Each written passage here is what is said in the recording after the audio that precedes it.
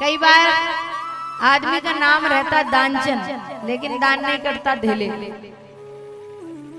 एक बार एक गांव में एक सेठ जी थे, नगर सेठ, नाम क्या था? दानचन, लेकिन थे बड़े कंजूस। अब एक बार संक्रांति का ऐसे ही पर्व पड़ा, सब तीर्थ जाते हैं स्नान करने, तो गांव के सभी लोग गंगा जी जा रहे थे। गंगा जी वहां से मात्र 10 किलोमीटर दूर थी। तो आज इसकी धर्मपत्नी ने कहा कि सुनो जी, सभी गंगा स्नान करने जा रहे हैं, आप भी चले जाओ। बोले देखो, गंगा स्नान करने में मुझे कोई आपत्ति नहीं है, लेकिन वहां जो पंडा बैठते हैं ना, उनसे बड़ी आपत्ति। जब मैं जाऊंगा, स्नान करूंगा, दान दक्षिणा मांगेंगे और दान नहीं करना मुझे झेलेगा। पत्नी ने कहा चाहे जो भी बात हो, लेकिन आज आप जाएंगे। अब पत्नी की बात भला पति टाल सकता है? नहीं टाल सकता। हम मान लो टाल ले, तो फिर दुर्गा जी और काली जी के दर्शन करने मंदिर थोड़ी जाना पड़ता, घर में ही मिल जाए महाराज। चंडी, कालिका, दुर्गा सब घर में है कि नहीं? पति ने सोचा कि अगर मना करूंगा घर में कलेश होगा, इससे अच्छा चले जाता। लेकिन कौन 8-10 किलोमीटर दूर पैदल गाड़ी में बैठकर जाए, किराया दे, इससे अच्छा पैदल चला जाता हूँ। तो पैसे बचाने के लिए पैदल पहुंचा आज गंगा घाट। अब जब गंगा घाट पहुंचा, तो जैसे ही स्नान करने के लिए पहुंचा तो देखा कि यहाँ तो हर घाट में पंडा बैठे हुए, और अगर मैंने स्नान किया तो ये मांगेंगे, दक्षिणा मांगेंगे। इसलिए उसने ऐसा घाट देखा जहाँ पे कोई भीड़ ही ना हो। तो घाट ढूंढते ढूंढते उस घाट में पहुंच गया जहाँ पे कोई नहीं हो। वो घाट था शमशान घाट। बोले गंगा जी तो यहाँ भी है, यहीं नहा लेते हैं। तो वस्त्र इत्यादि निकाले, जाकर के डुबकी लगाया। भगवान बोले देखो, कंजूस हमने कई देखे, लेकिन इसके जैसे नहीं देखे। ये कहाँ आया है? शमशान घाट। तो वहां पर भोलेनाथ तो विराजमान रहते। बोले बाबा, बोले आज हम ही पंडा बन के चलते हैं। अब ये डुबकी लगाए, जब डुबकी लगाने गया तो देखा पंडा नहीं, और डुबकी लगाकर जैसे ही बाहर आया तो बोले बाबा पंडा बने खड़े। बोले यजमान की जय हो, यजमान की जय हो। अब दानचंद बोला कि एक बात बताओ, आप इस घाट में क्या कर रहे हो? यहाँ तो कोई नहीं रहता है। बोले महाराज, हम बड़े संतोषी ब्राह्मण हैं, और इसलिए हम ये घाट छोड़ के कभी नहीं जाते। तो बोले ये बताओ, ये घाट में भी कोई आता है क्या? बोले बाबा, बोले हाँ आते हैं। जब किसी के घर कोई मरता है तब शमशान घाट भरता है, और उसी समय वो साल साल भर का भोजन इत्यादि देकर चले जाते हैं। इसलिए हम ये घाट छोड़कर नहीं जाते। अब आप आए हो तो आप भी देकर जाओगे। दानचंद बोले कि नहीं, दान तो नहीं करेंगे, हम दे लेंगे। मन ही मन में दानचंद वस्त्र इत्यादि पहने जाने लगे। भगवान भोलेनाथ बोले अरे यजमान जी, कुछ तो दक्षिणा देके जाओ। अब बोले कि ये तो ऐसे पीछा नहीं छोड़ेगा। तो दानचंद ने लगाई बुद्धि और कहा एक काम करो, मेरे नाम से एक ढेला उधार लिख लो। एक ढेला दानचंद की ओर से उधार, ऐसा लिख लो, अगली बार आएंगे तब दे देंगे। अब दानचंद सोच रहा अगली बार आएंगे तब देंगे, आना ही नहीं। बोले लिख लो। भगवान ने भी डायरी निकाली, लिख लिया दानचंद की ओर से एक ढेला उधार। दानचंद भागते भागते घर पहुंचा, और आज बड़ा खुश है कि मैंने एक ढेला बचा लिया, एक भी ढेले का दान नहीं किया।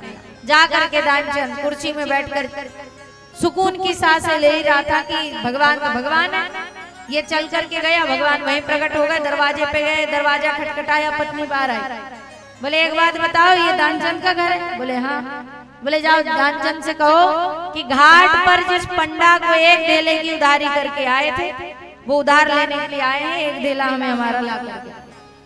दानचंद की पत्नी गई, दानचंद से कहा क्यों जी, तुम आज स्नान करने गए थे, कोई पंडा को एक ढेले की उधारी लिखवाई है क्या? बोले हाँ लिखवाई। बोले द्वार पर खड़े मांग रहे हैं। अब दानचंद बोले दान तो नहीं करूंगा मैं ढेले। एक काम कर, तू जाकर के कह दे कि यजमान बहुत बीमार है, बाद में आ। पत्नी ने आकर के भोलेनाथ से कहा कि देखो यजमान अभी बहुत बीमार है, आप बाद में आ। पंडा बाबा बोले कि देखो हमारे यजमान बीमार और हम उनको छोड़ के चले जाएं, हम ऐसे पंडा नहीं है। जब तक वो ठीक नहीं होते हम यहीं रहेंगे, यहीं खाएंगे, यहीं सोएंगे। लेकिन जाएंगे। अब पत्नी ने जाकर बताया, वो तो कह रहे हैं कि वो आपको बीमार छोड़ के नहीं जाएंगे, जब तक आप ठीक नहीं होते यहीं रहेंगे, यहीं खाएंगे, यहीं सोएंगे, और जब ठीक हो गए तब ढेला लेकर के जाएंगे। दानचंद ने कहा एक काम कर, तू जाकर के कह दे कि वो तो बहुत सीरियस हो गए, एकदम सीरियस है, बस मरने वाले, चले जाओ। पत्नी आई, पत्नी ने आकर के कहा कि बोले महाराज वो बहुत सीरियस हो गए हैं और आप चले जाइए, दान तो अभी नहीं कर पाएंगे। अब यजमान जी की बात सुन करके पंडा बाबा बोले देखो हमारे यजमान सीरियस हैं और हम छोड़ के चले जाएं, हम उन पंडा में से नहीं है। अरे भले ही दान मत करो, लेकिन जब तक वो ठीक नहीं होते हम यही रहे। अब जैसे ये बात कही पत्नी ने जाकर के बताई, दानचंद बोले कि अरे कैसा पंडा है ये, तो जा ही नहीं रहा। बोले एक काम कर, अब जाएगी तो तू थोड़ा सा रो देना और रोते रोते कह देना अभी अभी चल बसे। अब पत्नी आई, पत्नी रोते रोते आई, बोले बाबा पंडा बने द्वार पे खड़े, उनसे कहे पंडा बाबा। बाबा बोले क्या हुआ? बोले अभी अभी चल बसे, अब चले जाओ। अब बोले कि चल बसे। भगवान बोले कि देखो कितना कंजूस सेठ है कि दान ना करे इसके लिए ये कह रहा कि मैं मर गया। भगवान बोले अब हम इनका व्यंग करते हैं।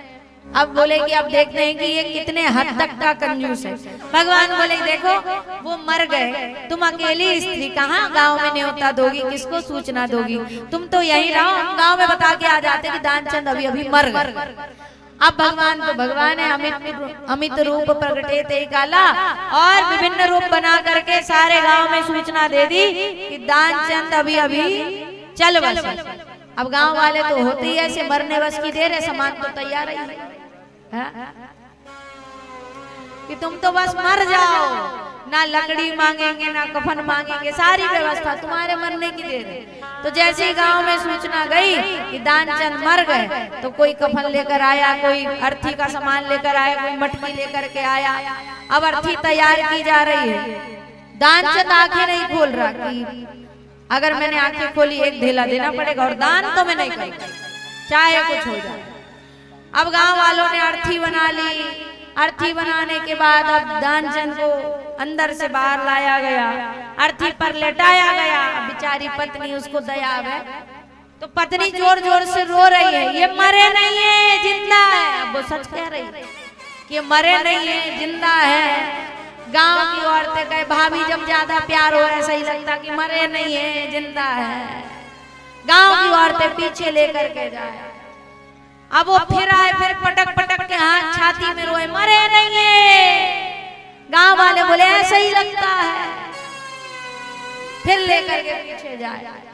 अब पंडा बाबा देख रहे हैं सारी गतिविधियों को कि देखो ये अभी भी आंख नहीं खोल रहा। पंडा बाबा बोले देखो हम ब्राह्मण हैं और हम इनके बड़े करीबी रिश्तेदार, इसलिए मटकी पकड़ेंगे हम मटकी लेके पंडा बाबा आगे आगे।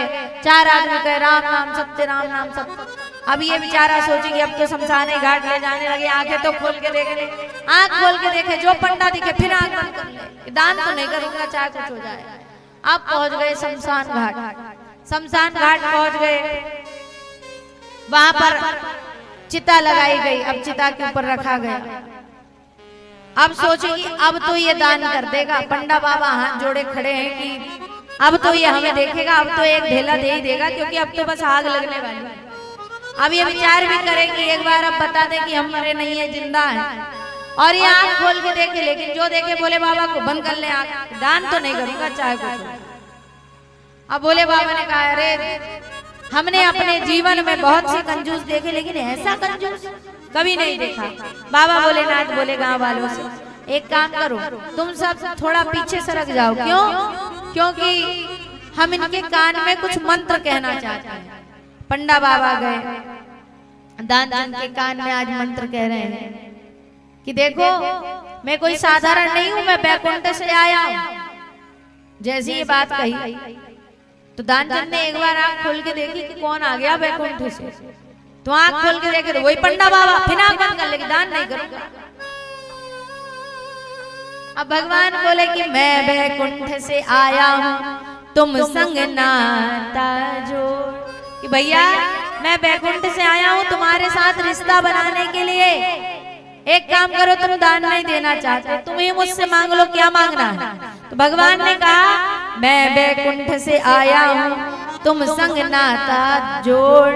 दानचंद कहता है देना है तो दीजिए, बस मेरा धेला दीजिए छोड़। मुझे आपसे कुछ नहीं चाहिए, मुझसे दान करने के लिए मत कहना। तो कई बार आदमी ऐसे भी दानी होते हैं कि अंत समय तक पहुंच जाएंगे लेकिन दान नहीं करेंगे।